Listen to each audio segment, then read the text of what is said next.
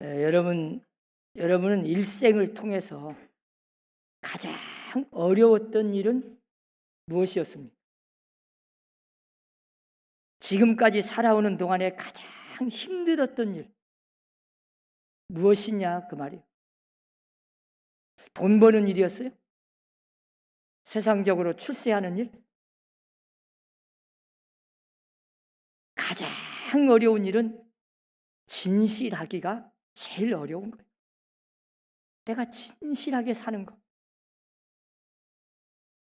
자기의 잘못을 솔직하게 인정하고 솔직하게 고백하고 자기 자신을 제대로 진실하게 발견하고 내가 내 모습을 제대로 알고 솔직하게 인정하고 고백하는 일. 이 진실하다기라는 건 굉장히 어려운 거예요. 그리고 그 진실을 지키기가 그렇게 어려운 거예요. 네. 성경에 보면 의인은 없나니 하나도 없다. 그렇게 말씀하지 않았어요. 이 세상에 죄에 안 지은 사람 있겠어요? 의인이 없잖아요. 모두가 다 죄인인데. 자, 진실하게 내가 이 정도 죄인입니다. 나는 이런 사람입니다. 나는 이렇게 큰 죄인입니다. 그걸 정말로 진실하게 솔직하게 제대로 인정하고 고백하고 드러내놓고 그게 진실이요. 그걸 감추지 말고 여기서부터 우리의 기독교의 신앙은 시작하는 거예요. 그래서 우리 기독교는 회개의 종교고 진리의 종교입니다. 거짓된 종교가 아니에요. 하나님은 원래 진리의 하나님이세요. 그래서 우리는 하나님을 믿는 사람은 특별히 세상적으로 돈 버는 일, 출세하는 일 이것보다 훨씬 우선적으로 가슴 깊이 생각하고 관심 갖고 어떻게 보면 평생 동안 이 진실과 싸우는 거예요. 회개하면서 사는 거예요. 문제는 얼마나 철저하게 회개하느냐 거기에 달려있는 거예요. 사람이 엄격히 따지면 죄 때문에 망하는 것이 아니라 회개가 없어서 그 개인이나 국가가 망하는 겁니다. 우리가 소돔과 고모라 망하는 것 잘 보세요. 겉으로 볼 때는 죄 때문에 망하는 것 같죠. 그러나 하나님은 언제나 사랑이십니다. 의로우시고 진리의 하나님이시라. 그 죄 때문에 심판이 임하져요. 그런데 언제나 그 심판 속에 하나님이 회개할 기회를 주어서 어떤 죄도 다 용서하고 구원받기를 원하셔서 회개할 기회를 반드시 주셔요. 그래서 가만히 보면 소돔과 고모라도 그 중에 의인 단 한 명만 있었어도 그 소돔과 고모라는 망하지 않았어요. 다시 말하면 죄를 지어서 망하는 것 같지만 그 속에 엄격히 들어가 보면 하나님의 심판을 내리는 이유는 회개가 없기 때문에. 회개하면 어떤 죄를 지었어도 어떤 죄도 다 용서하고 하나님은 구원하시는 자비로우신 하나님이십니다. 이게 기독교의 뿌리죠. 그래서 기독교는 회개가 가장 기초고 근본이고 시작점이요. 우리가 예수 믿는다, 믿음으로 구원받는다 이 말은 반드시 그 밑바닥 뿌리에는 회개가 전제된 믿음입니다. 만약에 회개 없는 믿음은 가짜요. 위선이요. 거짓이요. 그건 믿음이 아닙니다. 기독교에서 말하는 믿음은 반드시 회개를 전제로 한 믿음이에요. 그래서 예수님이 이 세상에 오셔서 공생의 기간 동안 제일 첫 번째 하신 말씀이 뭔지 아세요? 회개하라. 천국이 가까웠느니라. 세례 요한도 첫 성이 그랬어요. 회개하라. 회개하고 복음을 믿으라. 그러면 구원이 이루어진다. 우리가 구원받는 조건이 오늘 본문에도 잘 나와 있어요. 여러분, 이 삭개오라는 사람이 잘 보세요. 예수님이 너 회개하라 안 했어요. 그래도 삭개오는 예수님을 만나서 그동안 마음속에 늘 진실과 싸웠는데, 진실하기가 얼마나 어려웠습니까? 환경이 그랬고 자기의 직업이 그랬고, 언제나 자기는 선량한 백성들의 그 세금을 걷어서 로마에다 바치려니 마음에 걸림이 있었죠. 자기가 원튼 원치 않든 남의 마음을 아상쳐주고 악하게 하고 죄짓게 만들고 미움을 심어주고 남의 것을 빼앗고 착취에다가 로마에다 바치려니 반민족주의자요, 반종교주의자요. 하나님 앞에 언제나 양심에 걸려서 고통이 있었습니다. 그런데 어떻게 해야 할지를 몰라요. 그런데 마침 기회가 왔어요. 다른 사람은 다 내 마음을 몰라줘도 예수님만은 내 마음을 조금이라도 이해할 것이다. 그런데 그 예수님이 자기 동네에 지나가신다는 소문을 들었어요. 그래서 삭개오는 기회가 왔습니다. 예수님을 한 번만이라도 좀 만나서 저 예수님이 나를 어떻게 인정하실지. 그런데 차마 예수님 앞에 가기는 갔는데 사람들이 너무 많아가지고 예수님 앞에까지 자기가 갈 수가 없어요. 그래서 할 수 없이 자기는 키도 졌고 이 무화과 나무 위에 올라갔죠. 나무 위에 올라가서 뚫어지도록 예수님을 쳐다보고 있어요. 그 인자하신 하나님의 아들, 그분만은 나 같은 죄인도 받아주실까?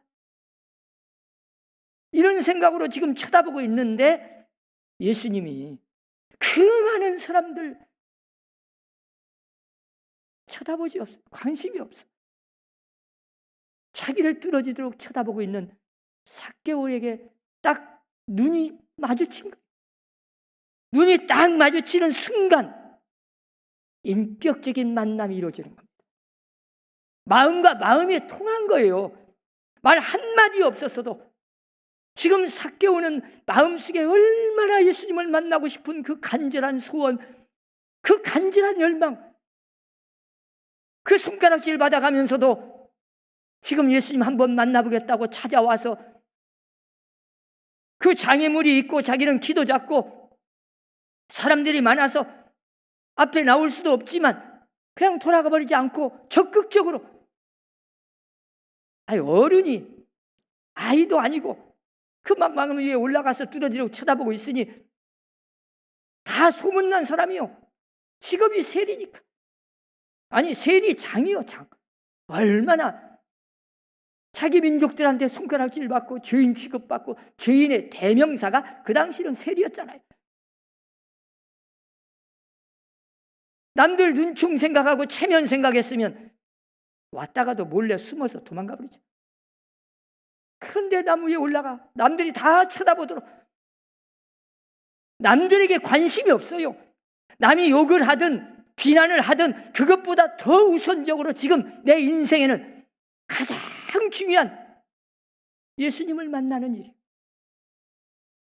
그래서 예수님을 뚫어지도록 한 번만이라도 이 소원, 이 기회를 놓치지 않고, 지금 찾아온 기회를 놓치지 않고 예수님을 쳐다보고 있는 거 아니겠어요? 예수님은 삭개오의 마음을 다 아셨어요. 벌써 왜 삭개오라는 사람이 여기까지 왔고 왜 저 나무 위에까지 올라가서 나를 쳐다보고 있는지 알아요. 사람들은요, 다 예수님 앞에 나올 때 동기가 여러 가지죠. 어떤 사람은 자기의 이익을 위해서, 출세를 위해서, 자기 병 낫기 위해서, 돈 벌기 위해서, 장사되기 위해서 다 나올 수 있어요. 그런데 삭개오는 순수한 동기입니다. 출세하려고 온 게 아니요, 돈 벌려고 온 것도 아니요, 자기 이익을 위해서 온 게 아니에요. 오히려 어떻게 보면 예수님 앞에 갔다가 사람들 앞에 비난만 받을 거예요. 그런데도 예수님을 만나고 싶은 그 갈망, 그 목적과 동기가 순수했어요. 주님이 그걸 아셨죠. 그리고는 삭개오가 말하기도 전에 그 마음을 다 꿰뚫어 보시고, 삭개오가 무엇을 원하는지 주님은 아시기 때문에 주님께서 말씀하시잖아요. 삭개오야, 내려오라. 내가 오늘 네 집에 유하여야 하겠다. 아니, 지금 사람들은요, 자기의 이 더러운 사람이라고 죄인 취급해가지고 만나지도 않지요, 이야기도 안 하지요, 따돌림 받지요. 아니, 삭개오의 집에 오는 것은 이건 거의 불가능입니다. 그런데 예수님 같은 분이, 아니 다른 사람도 아닌 예수님께서 자기 집에 오시겠다는 거요. 얼마나 기뻤던지 급히 내려와 기쁨으로 막 너무 감격해가지고 그동안 막 쌓였던 모든 이 감정이 막 다 무너지는 거예요. 그러면서 급히 내려와서 예수님을 영접했다. 여러분도 이렇게 예수님을 인격적으로 만나시고 예수님을 마음속에 영접하고 예수님을 믿는 성도들이 되시기를 바랍니다. 그리고는 예수님께서 너 모든 죄를 청산해라. 너 죄를 많이 지었지? 그거 다 내놔라. 이런 말 하지 않았어. 그런데 삭개오 스스로 자원해서 내 소유의 절반을 가난한 자들에게 나눠주겠습니다. 여러분, 이 삭개오의 이 말 속에는 엄청난 회개가 들어있습니다. 그동안 마음속에 진실과 싸웠어요. 어떻게 하면 진실하게 살아보려고 애를 써봤어. 안 돼요. 사람이 그렇게 내 마음대로 내 힘으로 되게 될 수가 없어요. 여러분, 이 세상에서 정말 죄 안 지키란 얼마나 어려운지, 진실하기란 얼마나 어려운지. 아니, 죄는 지었어도 자기 죄를 인정하고 솔직하게 내가 이런 죄를 지었습니다 고백하는 사람 얼마나 있습니까? 감추기에 급급하고 변명 늘어놓기 급급하고 핑계대고. 그런데 삭개오는 스스로 차원에서 주님을 인격적으로 만나니까 자기 마음속에 있었던 모든 죄를, 주님, 내 소유의 절반을, 내가 지금 얻은 모든 소유물이 알고 보면 다 내가 노력해서 내 스스로 얻은 재물도 아니요. 하나님 앞에 진실하게 회개하고 절반을 내가 가난한 자들에게 나눠주겠습니다. 내가 만일에 누구를 속여서 빼앗은 일이 있거든 4배나 갚겠나이다. 이 율법을 지키겠다는 거예요. 율법에 이미 양이나 다른 걸 물건을 훔치면 4배를 갚게 되어 있고, 소를 훔치면 5배를 갚으라고 갚아야 돼요. 소는 일을 시키는 건물이라 더 많이 갚아야 돼요. 내가 만일에 정말 이런 일이 있으면 내가 율법대로 철저하게 하나님의 말씀대로 순종하고 그대로 따르겠습니다. 이때 예수님이 선포하신 거예요. 이 집에 구원이 이르렀다. 구원을 선포하시잖아요. 삭개오가 진실하게 자기의 죄를 인정하고 자기의 잘못과 허물을 솔직하게 주님 앞에 고백하고, 나는 이런 죄인입니다. 말로만이 아니라 내가 실제 행동으로 이렇게 회개합니다. 돌아설 때 주님께서는 구원을 선포하셨어요. 이 사람도 아브라함의 자손이미로다. 여러분, 이스라엘 백성들은 언제나 자기들이 아브라함의 자손이라고 자랑만 했지 진정한 회개가 없어요.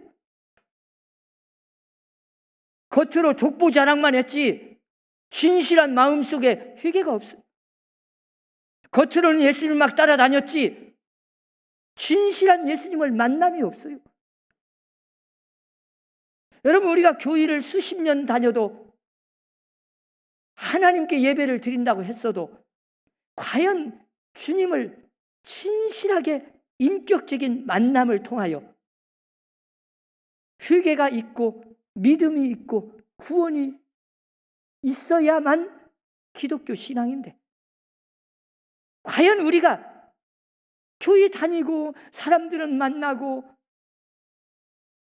주여 주여는 하고 봉사도 많이 하고, 그런데 과연 하나님을 진실하게 만났습니까? 삭개오처럼 우리도 똑같은 죄인인데 중요한 건 자기의 죄를 인정하고 주님 앞에 고백하고 회개해서 주님을 만나서 주님이 내 진실한 그 회개를 인정하시고 구원을 선포하시고 구원에 이르는 회개를 제대로 했냐, 그 말입니다.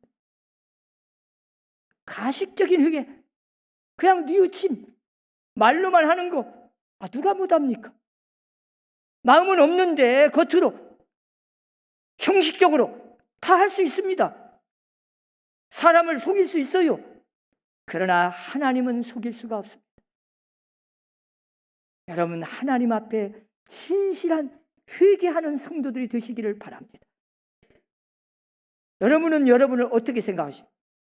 어떤 사람이라고 생각하십니까? 유명한 일화가 있어요. 성 프란체스코에 대한 일화.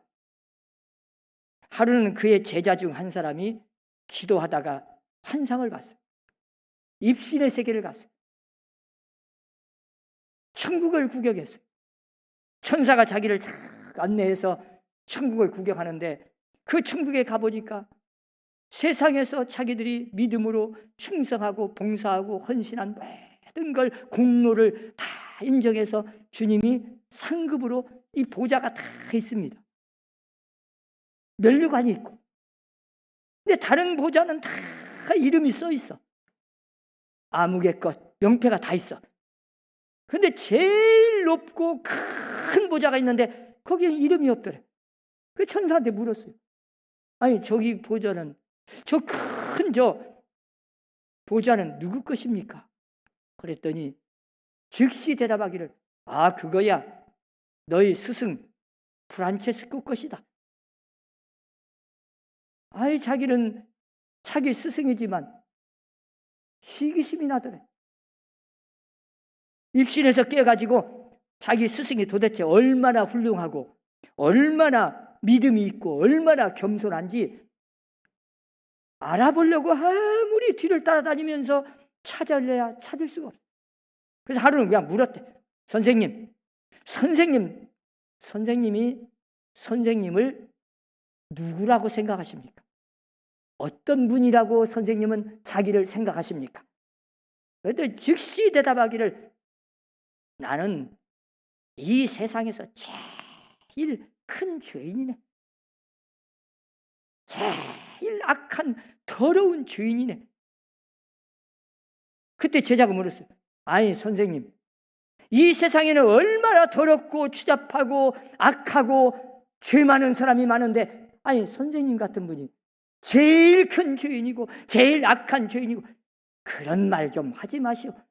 모든 사람들이 선생님을 성자라고 부르는데 그런 위선된 말, 거짓된 말, 그냥 형식적인 그런 말씀 하지 마시고 진실하게 솔직하게 선생님이 느끼고 선생님이 진짜 보는 선생님의 모습을 제대로 솔직하게 좀 이야기해 주세요. 그런 위선된 말 좀 하지 마시고. 막 그랬더니 이 프란체스코가 껄껄 웃으면서, 야, 이 사람아, 그건 자네가 나를 너무 몰라서 그러라. 만일에 하나님께서 다른 사람들에게 나에게 베푸신 이 은혜를 만약에 베풀었다면 그 사람은 나보다 훨씬 더 훌륭한 사람이 되었을 거예요. 이게 중요한 겁니다. 모든 것이 다 하나님의 은혜로 오늘의 내가 있는 거지. 내가 죄를 즐겨서나, 내가 주인이 아니라서나, 내가 잘나서가 아니라 전적으로 세상 천지에 죄는 가장 많이 짓고 제일 악한 죄인인 나를 하나님께서 은혜를 베푸셔서 여기에 오늘의 나를 만들어 놓으셨는데, 나는 이 세상에 하나님의 은혜로 여기까지 온 거지. 내가 그렇게 잘나고 똑똑한 사람 아니네. 제대로 나를 안다면 사람들이 나를 얼마나 비난할 텐데 그 사람들이 나를 잘 몰라가지고 그러는 것뿐이네. 여러분은 여러분을 어떤 사람이라고 생각하고 계십니까? 나는 아무래도 그래도 다른 사람, 이 사람보다는 내가 낫지. 내가 저 사람보다는 죄를 덜 졌지. 이렇게 생각하지 않아요? 사랑하는 여러분, 하나님이 보실 때는 모든 사람이 다 죄인입니다. 죄 안 지은 사람 없어요. 그래서 우리는 함부로 남을 비판하거나 남을 판단하거나 죄인 취급해서는 안 됩니다. 그건 가장 큰 교만죄예요. 엄격히 따지면 남을 비난할 자격조차 없습니다. 내가 큰 죄인이니까. 그러면 중요한 게 뭐냐? 어떤 사람이나 죄인인데 그 죄를 내가 스스로 깨닫고 인정하고 받아들이고 나는 이런 죄인이구나. 그걸 알아야 회개가 나오겠죠. 그리고 솔직하게 인정해야 돼. 변명 늘어놓지 말고. 그래서 기독교는 회개의 종교. 회개부터 시작해야 돼. 그런데 하나님은 회개하는 자에게 어떤 죄든 다 용서하시고 구원을 주시는 하나님이신 것을 믿으시기 바랍니다. 어떤 사람은 그런 말을 해요. 아이고 목사님, 나도 염치가 있지. 똑같은 죄를 또 지어놓고 또 회개했는데 또 그 다음에 또 짓고 내가 지금 십 년째 이렇게 죄만 짓고 있는데 내가 어떻게 또 그 죄를 또 하나님 용서해 주세요. 나 도저히 염치 없어서 못하겠습니다. 여러분, 분명하게 말씀드리지만 어저께 회개한 죄, 1분 전에 회개한 죄, 진실하게 회개했다면 하나님 앞에 가짜로, 거짓말로, 입술로만 내 마음은 아닌데 형식적으로 하지 않고 진실하게, 진심으로 내 마음속에서 잘못을 깨닫고 하나님 앞에 회개했다면 하나님은 용서하셨습니다. 1분 전에 했어도 오늘 또다시 회개해야 됩니다. 왜냐하면 내 생각에는 인간은 머릿속에 꼭 과거를 기억합니다. 그러나 하나님은 우리의 죄를 회개하면 어떤 죄든 머릿속에 기억에 다 잊어버리십니다. 1분 전에 회개했어도 용서받았으면 이제 처음인 겁니다. 이게 하나님이시에요. 그래서 우리는 똑같은 죄든 다른 죄든 상관없어요. 항상 진실한 회개를 하면서 사는 게 신앙생활입니다. 평생 진실하려고 노력하세요. 기도하세요. 죄와 싸우세요. 하나님의 도움을 구하세요. 내 힘으로 되는 게 아닙니다. 진실하기란 너무 어렵지만 하나님이 도와주시면 그 죄를 이길 수 있고 그 죄를 회개하면 하나님은 용서하시고 구원을 주시는 분이십니다. 사랑하는 성도 여러분, 이제 사순절 기간 동안 가장 중요한 게 회개입니다. 성경은 예수님께서 말씀하셨어요. 회개란 집을 짓는데 기초라고. 여러분, 집 지을 때 기초가 중요합니다. 아무리 튼튼하게 집을 막 아름답게 꾸미고 기둥을 세우고 별짓 다 해도 기초가 튼튼하지 못하면 바람 불고 풍랑이 오면 무너져 버리죠. 모래 위에 지은 집이나 똑같아요. 그러나 분명하게 말씀드리지만 기초가 튼튼하면 그 집은 흔들리지 않습니다. 오늘날 한국교회가 왜 이렇게 신앙이 잘못되고 건강한 신앙이 못되고 병든 신앙으로 바꿔지고 왜 이렇게 세속화가 되었습니까?